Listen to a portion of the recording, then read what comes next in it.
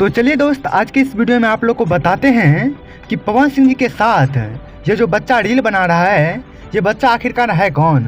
और इसके साथ ही साथ आपको पवन सिंह जी और ज्योति सिंह जी को लेकर कुछ नया खबर भी बताएंगे।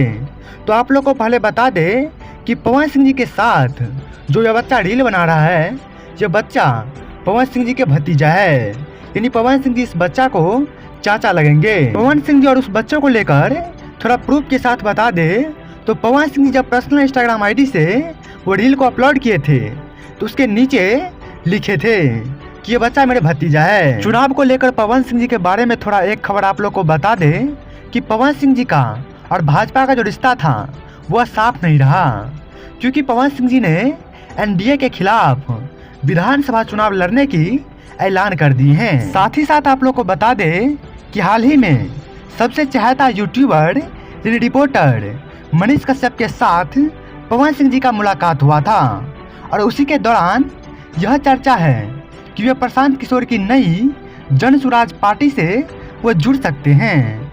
लेकिन आप लोग को ज्योति सिंह जी के बारे में बता दें तो ज्योति सिंह जी को लेकर अभी हाल फिलहाल में कोई नई खबर नहीं आई है। तो वैसे इस वीडियो को लेकर आप लोग का क्या कहना है, आप लोग कमेंट बॉक्स में बताइए। धन्यवाद।